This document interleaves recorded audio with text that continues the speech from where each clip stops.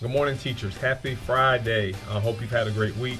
I want to talk to you a little bit about the student data tracker form that I sent out, that I'm actually going to send out. And so a lot of you have talked about wanting to be more intentional in tracking your student data. You've also talked a little bit about wanting the students to be a little bit more involved in tracking their data. So this student data tracker form, the way it works is there's a spot up there for all of your units, for you to log in your units, for you to log in all your pre-assessment, your formative assessment, and also your post-assessment. There's also a place on the sheet where you can log in the student grades from like their district pre-test or their benchmark 1, their benchmark 2. And so this is something that maybe that your kids can do. You don't necessarily have to do this for every student.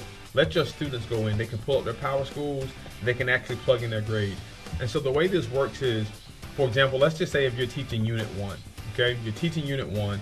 You want to give a 10-question, just a basic 10-question quiz, just to kind of see what the kids know, to count as your pre-assessment. So you log that in. So let's just say the kid made a 20% because they truly don't know much about the unit that you're going to teach.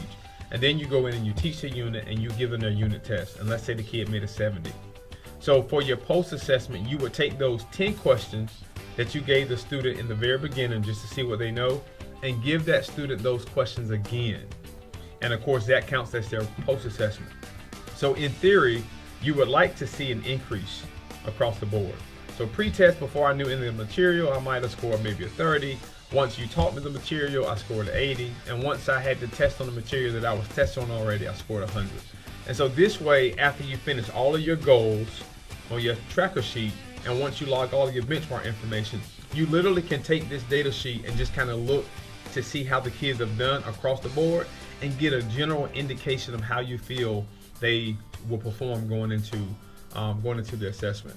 And so as you begin to kind of create and design your review plans, as we approach EOGs and NCFEs, this could be a great way for grouping in terms of like grouping kids with kids who might need more remediation than others. Or this could just simply be good for your own data collection as an indicator of how kids are going to potentially do.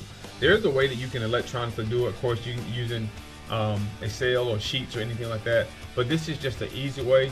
I would take this data sheet. You can staple it on the inside of the student's notebook. You can staple it on the inside of a manila folder. And every time you finish a unit, have the kids log their own data.